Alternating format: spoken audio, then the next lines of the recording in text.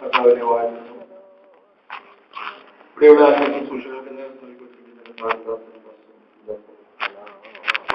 George എന്ന അതിഥിയായി നമ്മുടെ നിലയിലെത്തിയിരിക്കുന്ന പാർശ്വത്തിൽ സന്നിഹിതരായിരിക്കുന്ന ദൈവമക്കൾ എല്ലാവർക്കും ദൈവനാമത്തിലുള്ള വന്ദനം അറിയിക്കുന്നു.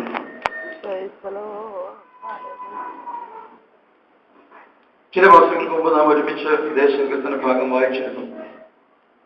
അന്ന് ചില കാര്യങ്ങൾ ഈ ഭാഗത്ത് നിന്ന് ചിന്തിപ്പാനുള്ള അവസരം തന്നു. നല്ല ചില ദിവസങ്ങളായി 3-4 ദിവസങ്ങളായി എൻ്റെ ഹൃദയത്തിൽ ഈ സങ്കീർത്തനത്തിൽ 1-2 ഭാഗങ്ങൾ മുൻപ് ശ്രദ്ധയിൽ വരാത്ത നിലയിലുള്ള ഒരു പ്രകാശനം എൻ്റെ ഹൃദയത്തിലേക്ക് വന്നത് അല്പസമയം ചിന്തിച്ചിട്ട് ഇനിയിപ്പോൾ ഞാൻ ആഗ്രഹിക്കുന്നത് വളരെ പ്രാർത്ഥനയോടെ നമ്മുടെ ദിവസങ്ങളായിരിക്കും. ഇതിന്റെ പശ്ചാത്തലമോ വിശദീകരണമോ വളരെയധികം ആവശ്യമില്ല. കാരണം നമുക്ക് വളരെ പല പ്രാവശ്യം നാം ധ്യാനിക്കുകയും കേൾക്കുകയും ദൈവഭക്തന്മാരിൽ നിന്ന് മനസ്സിലാക്കുകയും യാദൃശ്യമായിട്ടാണെങ്കിലും ഇന്ന് നാം പാടി തുടങ്ങിയതും ഇതിനോടനുബന്ധമായി തയ്യാറാക്കുന്ന ഒരു പാട്ടാണ് നാം മനോഹരം എന്നുള്ള പാട്ട്. അങ്ങനെ ദൈവത്തിന്റെ സാന്നിധ്യത്തെ കുറിച്ച് വർണ്ണിക്കുന്ന മനോഹരമായ ഒരു സങ്കീർത്തനം. ഇതിന്റെ തലക്കെട്ടിൽ കോരകപുത്രന്മാരുടെ ഒരു സങ്കീർത്തനമെന്ന് എഴുതിയിട്ടുണ്ട്. സങ്കീർത്തന ഭാഗം ആരംഭിക്കുന്നത് സൈനികളുടെ യഹോവയെ തിരുനിവാസം എത്ര മനോഹരം. സൈനികളുടെ യഹോവ എന്ന ദൈവത്തെ വിശേഷിപ്പിക്കുന്ന ലോർഡ് ഓഫ് ഹോസ്റ്റ് ഈ വാക്ക് ആരംഭിക്കുന്നത് അല്ലെങ്കിൽ ഈ പദപ്രയോഗം ആരംഭിക്കുന്നത് ശമൂവേലിന്റെ പുസ്തകത്തിലാണ്.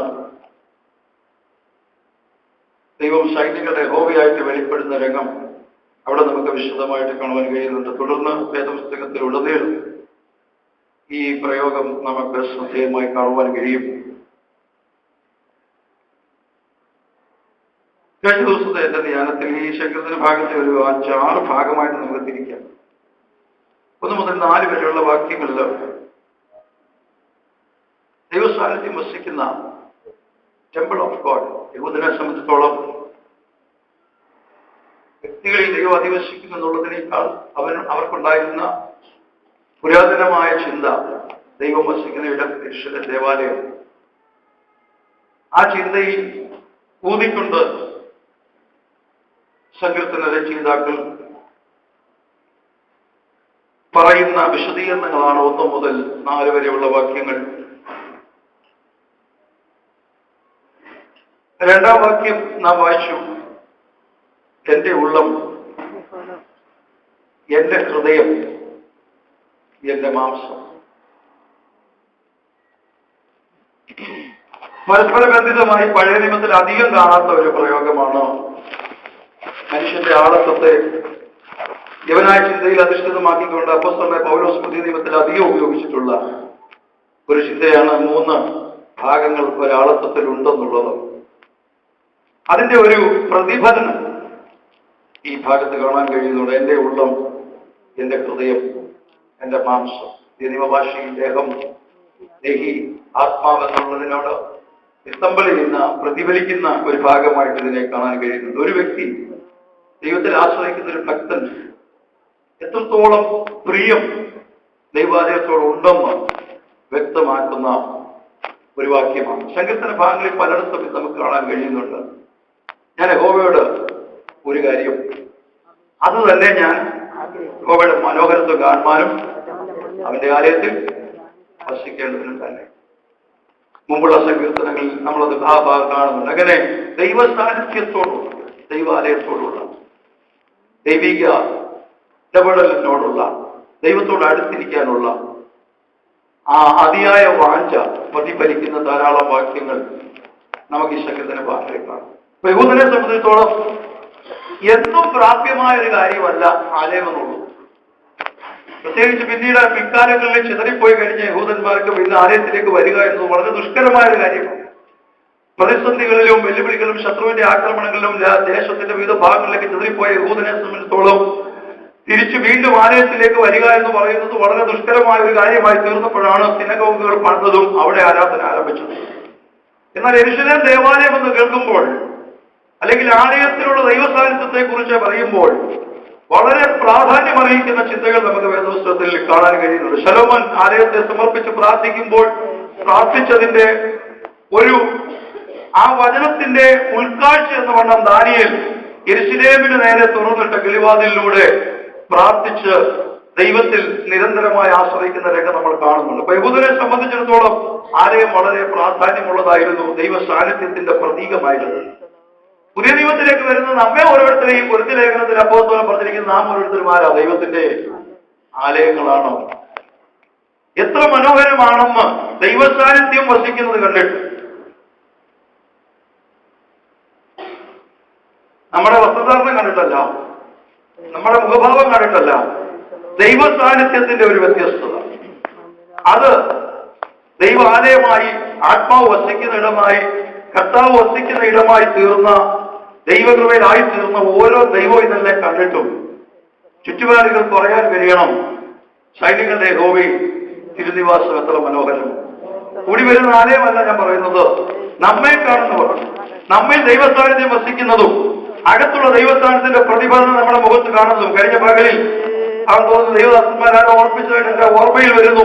ഉപവസിക്കുന്നതിനെ കുറിച്ച് പറഞ്ഞതുപോലെ യഹൂദനെ സംബന്ധിച്ചിടത്തോളം, അതെ കാരണാച്ച് പറഞ്ഞപ്പോഴാണ് പറഞ്ഞു, യഹൂദനെ സംബന്ധിച്ചിടത്തോളം മുഖം വാടി കാണിച്ച് ഞാൻ ഉപവസിക്കുകയാണെന്ന് വരുത്തി തീർക്കാൻ മറ്റുള്ളവരെ കൊണ്ട് പറയിപ്പിക്കാൻ ശ്രമിക്കുമ്പോൾ, പുതിയ നിയമത്തിൽ കർത്താവ് ന്യായപ്രമാണത്തെ പുതുക്കി പറയുന്നില്ലെങ്കിൽ നിവർത്തിക്കുവാൻ വന്ന കർത്താവ് പറയുന്നു, മുഖം വാടിയവരായി കാണാനല്ല ആഗ്രഹിക്കുന്നത്, ദൈവസ്ഥാനത്തിൽ മുഖം പ്രകാശിക്കുന്ന, കർത്താവിനോട് ചേർന്നിരിക്കുന്ന അനുഭവത്തിൽ മുഖം പ്രകാശിക്കുന്നവരായി തീരാൻ ദൈവത്തിന്റെ വചനം നമ്മൾ ആഹ്വാനിക്കുന്നു. അങ്ങനെയെങ്കിൽ ദൈവസാന്നിധ്യത്തിന്റെ ഒരു പ്രകാശനം, ഒരു പ്രഭാവം, ഒരു ഭംഗി നമ്മുടെ മുഖത്തുണ്ടാകും. അത് നമ്മുടെ സൗന്ദര്യത്തിന്റെ ഭാഗമല്ല, ജനികമായ സൗന്ദര്യത്തിന്റെ ഭാഗമല്ല, നമ്മൾ നമ്മളെ തന്നെ അലങ്കരിക്കുന്നതിന്റെ ഭാഗമല്ല, മറ്റുള്ളവർ നമ്മിൽ വെളിപ്പെടുന്ന ദൈവസാന്നിധ്യത്തെ കണ്ട് ദൈവത്തെ മഹത്വപ്പെടാൻ ഇടുവാൻ തയ്യാറാകത്തക്കവണ്ണമുള്ള ഒരു വ്യത്യസ്തത ഈ ദിവസങ്ങളിൽ മുൻപ് പൂർവ്വകാലങ്ങളിൽ പിതാക്കന്മാരിൽ വെളിപ്പെട്ടിരുന്നതും ഇന്ന് ഈ കാലങ്ങളിൽ നഷ്ടപ്പെട്ടുകൊണ്ടിരിക്കുന്നതും മങ്ങിക്കൊണ്ടുപോയിരിക്കുന്നതുമായ പുതിയ നിയമത്തിലെ പ്രഭ മങ്ങുന്നതല്ല,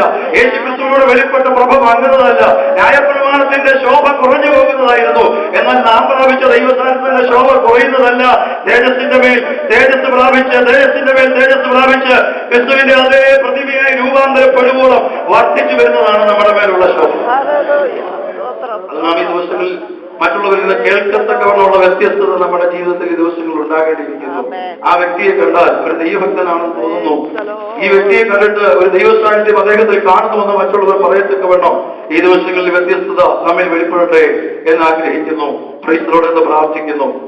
ഈ 1 മുതൽ 4 വരെയുള്ള വാക്യങ്ങൾ ദൈവാലയത്തിന്റെ മനോഹാരിതയെ വർണ്ണിക്കുന്നു. 5, 6, 7 വാക്യങ്ങൾ പറയുന്നത് ദൈവ സാന്നിധ്യം അനുഭവിക്കുന്നവരുടെ പ്രത്യേകതയാണ്. 5, 6, 7 വാക്യങ്ങൾക്കാണ് ദൈവ സാന്നിധ്യം അനുഭവിക്കുന്നവരുടെ പ്രത്യേകത, അവരുടെ വ്യത്യസ്തത അതിനകത്ത് കാണാൻ കഴിയുന്നത്. അവിടെ ചില കാര്യങ്ങൾ ഓർപ്പിക്കാനാണ് ഞാൻ ആഗ്രഹിക്കുന്നത്. വിഭജനം ഞാനത് പറഞ്ഞിട്ട് അവിടേക്ക് പോകാൻ ആഗ്രഹിക്കും. 8, 9 വാക്യങ്ങളിൽ ഒരു പ്രാർത്ഥനയാണ്. 8, 9 വാക്യങ്ങളിൽ സങ്കീർത്തനക്കാരൻ പ്രാർത്ഥിക്കുകയാണ്, സൈനികമായ യഹോവേ എന്റെ പ്രാർത്ഥന കേൾക്കണമേ എന്ന് പറഞ്ഞ് തന്റെ ഒരു പ്രാർത്ഥന കാണാൻ കഴിയും. 10 വാക്യത്തിൽ ദൈവത്തോട് സംസാരിക്കുകയാണ്. പ്രാർത്ഥിച്ചു കഴിഞ്ഞവൻ ഹൃദയം നിറഞ്ഞ് ദൈവത്തോട് പ്രതികരിക്കുകയാണ്. തന്റെ അപേക്ഷ ദൈവസന്നിധിയിൽ വെച്ചവൻ ഹൃദയം നിറഞ്ഞ ഹൃദയത്തോട് ദൈവത്തോട് പ്രതികരിക്കുക. കർത്താവേ, എന്റെ ഈ പ്രാകാരങ്ങളിൽ, നിന്റെ പ്രാകാരങ്ങളിൽ കഴിക്കുന്ന ഒരു ദിവസം വേറെ 1000 ദിവസത്തേക്കാൾ ഉത്തമമായതുകൊണ്ട് എനിക്ക് നിന്റെ ആലയത്തിൽ തന്നെ നിൽപ്പാനാണ് എനിക്ക് താല്പര്യം. അന്നത്തെ കാലത്ത് പുരോഹിതന് മാത്രമേ ആലയത്തിൽ നിരന്തരം വസിക്കാനോ നിരന്തരം കൂടുതൽ സമയം ചെലവഴിക്കാനോ കഴിയുള്ളൂ. വളരെ സമയബന്ധിതമായി മാത്രം കടന്നു വന്ന് യാഗം കഴിക്കാൻ വന്നെങ്കിൽ, അല്ലെങ്കിൽ എന്തെങ്കിലും കാര്യങ്ങൾ ദൈവസന്നിധിയിൽ അർപ്പിക്കാൻ വന്നെങ്കിൽ വരിക പോകുക എന്നുള്ള സമയബന്ധിതമായ വളരെ കൃത്യമായ സമയം മാത്രം അനുവദിക്കപ്പെട്ടിരിക്കുന്നത്. കാരണം 100 കണക്കിന് ആളുകൾ വരുന്ന ഒരേ ഒരു സ്ഥലമായി ആലയം നിലകൊള്ളുമ്പോൾ അങ്ങനെയുള്ള പരിമിതിയുള്ള സ്ഥാനത്ത് നിന്നുകൊണ്ട് ഭക്തൻ ആഗ്രഹിക്കുകയാണ്, കർത്താവേ എനിക്ക് ഇവിടെ നിരന്തരം വസിക്കാൻ, ഈ പുരോഹിതന്മാരെ പോലെയെങ്കിലും അല്പം അധിക സമയം വസിക്കാൻ എനിക്ക് ഭാഗ്യം ലഭിച്ചിരുന്നെങ്കിൽ എന്ന് ഭക്തൻ ആഗ്രഹിക്കുമ്പോൾ അവർക്ക് ഉണ്ടായിരുന്ന പരിമിതിയെ മാറ്റിക്കൊണ്ട് പുതിയ നിയമത്തിൽ ദൈവം വേർപാടിന്റെ നടിച്ചു വരുന്ന പൗലോസിന്റെ പ്രയോഗം ഞാൻ കടമെടുത്ത് പറയട്ടെ. നമ്മളെ വേർതിരിപ്പിച്ച് നിർത്തുന്ന, നമ്മളെ പരിമിതപ്പെടുത്തുന്ന, ദൈവസ്ഥാനത്തിൽ എത്തുവാൻ നമുക്ക് സമയത്തിന്റെ ആ പരിധികൾ കൽപ്പിക്കുന്ന ആ സാഹചര്യത്തിൽ നിന്ന് യേശുക്രിസ്തുവിലൂടെ നമുക്ക് വെളിപ്പെട്ട ആ വലിയ അനുഗ്രഹം നാം ഓർക്കണം. ആലയത്തിലെ തിരശ്ശീല മുകൾ തൊട്ട് അടിവരെ കീറിപ്പോയപ്പോൾ ദൈവവചനം പറയുന്ന എബ്രായ ലേഖന കർത്താവ് പറയുന്നു, ഏത് സമയത്തും കൃപാസനത്തോട് അടുത്തിയല്ല, സമയഭേദം കൂടാതെ ദൈവത്തിന്റെ അടുത്തിയല്ല. ദൈവം നമുക്ക് അനുവാദം നൽകിയിരിക്കുമ്പോൾ ഒരു വഴിയുടെ കടന്നു പറയട്ടെ, നിരന്തര സാന്നിധ്യമായി നമ്മിൽ ദൈവം വസിക്കുന്ന, ഏത് നമ്മൾ പോകുന്നിടത്തും വരുന്നിടത്തും ഒക്കെ ദൈവ സാന്നിധ്യം കൊണ്ട് സഞ്ചരിക്കത്തക്കവണ്ണം ദൈവം നമ്മുടെ പദവിയെ മാറ്റിയെങ്കിൽ ഇന്ന് രാത്രികാലം അത് മറന്നിരിപ്പാനല്ല ദൈവം നമ്മളെ ഇവിടെ ആലയത്തിൽ കൊണ്ടുവന്നത്. ഹല്ലേലൂയ, സ്തോത്രം. നാം ഇവിടെ വരുമ്പോൾ മാത്രമല്ല ആരാധന, നാം ആരാധകരാണ്, നാം ദൈവത്തെ സ്തുതിക്കുന്നവരാണ്. നാം രക്ഷിക്കപ്പെടുന്ന ദിവസം യാഗപീഠത്തിൽ അർപ്പിക്കപ്പെട്ടിരിക്കുകയാണ്, അത് തുടർന്നുകൊണ്ടേയിരിക്കുകയാണ്. ഈ യാഗം പൂർത്തീകരിക്കപ്പെടുന്നത് ഒന്നുകിൽ നമ്മുടെ മരണം, അല്ലെങ്കിൽ കർത്താവിന്റെ വരവ്. അതുകൊണ്ട് ഇന്ന് രാത്രി ദൈവസഭയോട് ഞാൻ പറയട്ടെ, ഓളിൽ വരുന്നതോ ഉപവാസ പ്രാർത്ഥനയ്ക്ക് വരുന്നതോ ആത്മീയ കൂട്ടായ്മകളിൽ പങ്കെടുക്കുന്നതോ സമയങ്ങൾ മാത്രമല്ല ആരാധന. നിരന്തരം നിരന്തരം നിരന്തരം യാഗം ഉയർന്നുകൊണ്ടിരിക്കുന്ന ഒരു യാഗവേദിയായി നമ്മുടെ ഓരോരുത്തരെയും ശരീരം ദൈവത്തിൽ അർപ്പിക്കുവാൻ ഇന്ന് രാത്രി നാം ഏൽപ്പിച്ചു കൊടുക്കപ്പെടുന്നെങ്കിൽ നാം പോകുന്ന ഇടങ്ങളിലൊക്കെ ദൈവമഹത്വം വെളിപ്പെടാനിടയായി. സങ്കീർത്തനക്കാരൻ ആലയത്തിൽ പോയി ദൈവത്തിന്റെ സാന്നിധ്യം അനുഭവിക്കേണ്ടിയിരുന്ന സ്ഥാനത്ത് നമ്മെ ദൈവത്തിന്റെ ഹല്ലേലൂയ സ്തോത്രം യാഗവസ്തുവായി നാം സമർപ്പിക്കുമ്പോൾ മുതൽ ഈ ലോക ജീവിതം തീരുന്നത് വരെ നാം ഒരു സൗരഭ്യവാസനയായ ഒരു യാഗമായി ദൈവം ഏൽപ്പിക്കപ്പെടുകയാണ്. 10-ാം വാക്യത്തെ ശീഘ്രത്തിന് കാരണം 11-ാം വാക്യത്തിൽ ദൈവത്തെ കുറിച്ചുള്ളതിന്റെ ഒരു ബോധ്യമാണ്. താൻ വിളിച്ചു പറയുകയാണ്, യഹോവയായ ദൈവം സൂര്യന് പരിചയമാകുന്നു, യഹോവ കൃപയും മഹത്വം നൽകും, നേരോടെ നടക്കുന്നവർക്ക് അവനൊരു നന്മയും മുടക്കുകയും. ഒടുവിലായി വീണ്ടും അതിന്റെ വലിയ പ്രഖ്യാപനം വീണ്ടും ദൈവത്തെ കുറിച്ച് പറയുകയാണ്. സൈനികരുടെ യഹോവയെ നിന്നിൽ ആശ്രയിക്കുന്ന മനുഷ്യൻ ഭാഗ്യവാൻ എന്ന് പറഞ്ഞുകൊണ്ടാണ് സംഗീത ഭാഗം അവസാനിക്കുന്നത്. ഞാൻ വാക്കുകളെ അതിന്റെ സമാപ്തിയിലേക്ക് കൊണ്ടുവരുമ്പോൾ പ്രധാനമായി എന്റെ ഹൃദയത്തിൽ ഉയർന്ന ഒരു ചിന്ത ആ ഭാഗത്തുനിന്ന് പറഞ്ഞിട്ട് നിർത്താൻ ആഗ്രഹിക്കുകയാണ്. 5-ാം വാക്യം മാത്രം. 5-ാം വാക്യം,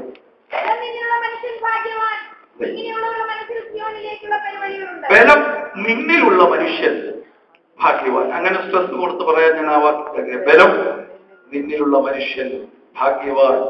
ഇങ്ങനെയുള്ളവരുടെ മനസ്സിൽ സിയോനിലേക്കുള്ള പെരുവഴികളുണ്ട്. ഇസ്രായേലിന്റെ ചുറ്റുപാടും സിയോനിൽ ഇസ്രായേൽ ദേവാലയം ഇരിക്കുന്ന പർവ്വതവും അതിന്റെ ചുറ്റുപാടുകളും ഒക്കെ പോയി കണ്ടവരും മനസ്സിലാക്കിയവരും ഒത്തിരി പേരുടെ ഉള്ളതുകൊണ്ട് വിശദീകരണം അധികം ആവശ്യമില്ല. കുന്നുകയറി കുന്നിറങ്ങി വേണം ഒരു യഹൂദനെ സംബന്ധിച്ചിടത്തോളം ഒരു പെരുന്നാളിനോ ഒരു യാഗാർപ്പണത്തിനോ വേണ്ടി ആലയത്തിലേക്ക് പോകാൻ വളരെ വഴിയാത്രകൾ തനിക്ക് ആവശ്യമുണ്ട്. ഇന്നത്തെ പോലെ പരിഷ്കൃതമായ റോഡുകൾ ഇല്ലാതിരുന്ന കാലത്ത് അവൻ വളരെ ബുദ്ധിമുട്ടിയാണ് ആ വഴിയിലൂടെ പോയിരുന്നതെങ്കിലും സങ്കീർത്തനക്കാരൻ ആത്മദൃഷ്ടി പ്രകാശിച്ചു. അന്ന് കാറുള്ള റോഡുണ്ടെന്നും എനിക്ക് തോന്നുന്നില്ല, ഹൈവേസ് ഉണ്ടെന്ന് തോന്നുന്നില്ല. എന്നാൽ വചനത്തിൽ എഴുതിയിരിക്കുന്നത് ഞാനത് വളരെ സ്പെസിഫിക് ആയിട്ട് ഒന്നുകൂടെ പരിശോധിച്ചു.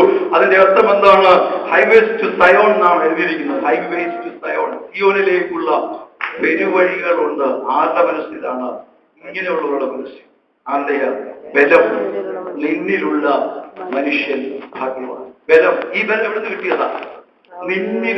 നിന്നിൽ ബലം കണ്ടെത്തിയ മനുഷ്യൻ ഭാഗ്യവാൻ.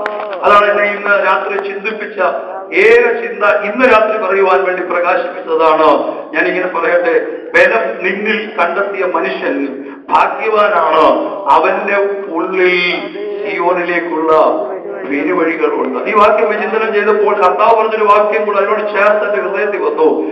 ദാഹിക്കുന്നവൻ എന്റെ അടുക്കൽ വരട്ടെ, ഇച്ഛിക്കുന്നവൻ ജീവജലം എന്ത് ചെയ്യട്ടെ, സൗജന്യമായി കുടിക്കട്ടെ എന്ന് പറയുമ്പോൾ കുടിക്കുന്നത് അളവുള്ള പാത്രത്തിലാണ് നാം കുടിക്കുന്നത്, അല്ലെങ്കിൽ അളന്നാണ് കുടിക്കുന്നത്. ഇനിയും ഒരു പ്രകൃതി സ്രോതസ്സിൽ നിന്നാണെങ്കിലും നമ്മൾ കുടിക്കുന്നതിന് നമുക്കൊരു പരിമിതിയുണ്ട്. പക്ഷേ അടുത്ത വാചകം കർത്താവ് പറയുന്നു, വിശ്വസിക്കുന്നവന്റെ ഉള്ളിൽ നിന്ന് തിരുവെഴുത്ത് പറയുന്നത് പോലെ ജീവജലത്തിന്റെ നദികൾ ഒഴുകുമെന്നാണ്. സ്തോത്രം എന്ന് പറഞ്ഞാൽ എനിക്കത് ഈ വാക്യം ആ വാക്യം കൂടെ ചേർത്ത് വെച്ച ഒരു കാര്യം മനസ്സിലായി. ദൈവിക ബലം ഉൾക്കൊള്ളാൻ തക്കവണ്ണമുള്ള പ്രാപ്തിയുള്ള ഒരു പാത്രമല്ല നമ്മുടെ പാത്രമെങ്കിലും സ്തോത്രം, ഈ അത്യന്ത ശക്തി നമ്മുടെ സ്വന്തമല്ല, ദൈവത്തിന്റെ ദാനമത്ര എന്ന് വരേണ്ടതിന് നമുക്ക് മൺപാത്രങ്ങളിൽ നിന്ന് പകർന്നു തരുന്നതും എന്ന് പറഞ്ഞാൽ ഈ പാത്രത്തിൽ പകരപ്പെടാനുള്ള കപ്പാസിറ്റി ഇല്ലാത്ത പാത്രമാണ് എന്റെ ഈ പാത്രമെങ്കിലും ഈ ശരീരമെങ്കിലും ഇതിലേക്ക് തന്റെ സാന്നിധ്യം പകരാൻ തന്റെ ബലം പകരാൻ ദൈവം മുൻകൈ എടുക്കുമ്പോൾ ആ പകർച്ചയ്ക്കകത്ത് എന്റെ ഈ പാത്രം തകർന്നു പോകാതെ നിലനിർത്താനുള്ള കൃപയും അതിന്റെ മേൽ വ്യാപരിക്കും. അത് മാത്രമല്ല, എന്നിലേക്ക് ഈ ശക്തി പകർന്നു കഴിഞ്ഞാൽ, ഈ ബലം പകർന്നു കഴിഞ്ഞാൽ, ഈ ആത്മബലം പകർന്നു കഴിഞ്ഞാൽ എന്നിൽ നിന്ന് പുറത്തു വരുന്നത് അളവ് കൂടാതെയുള്ള ദൈവ സാന്നിധ്യമാണ്. എന്ന് പറഞ്ഞാൽ അതിന്റെ അർത്ഥമല്ല, നമ്മെ തന്നെ ദൈവ സാന്നിധ്യം പകരപ്പെടാൻ, ആ പരിമിതിക്കകത്ത്, നമ്മുടെ പരിമിതിക്കകത്ത് ദൈവ സാന്നിധ്യം പകരപ്പെടാൻ, ദൈവബലം പകരപ്പെടാൻ നാം ഏൽപ്പിച്ചു കൊടുത്താൽ നമ്മിൽ നിന്ന് വെളിപ്പെടാൻ പോകുന്നത് അളവില്ലാത്ത അനന്തമായ സാധ്യതകളാണെന്ന് പൂർവ്വപിതാക്കന്മാർ തിരിച്ചറിഞ്ഞു. അവർ വിശ്വാസത്താൽ ദൈവത്തിന് വേണ്ടി നിന്നു.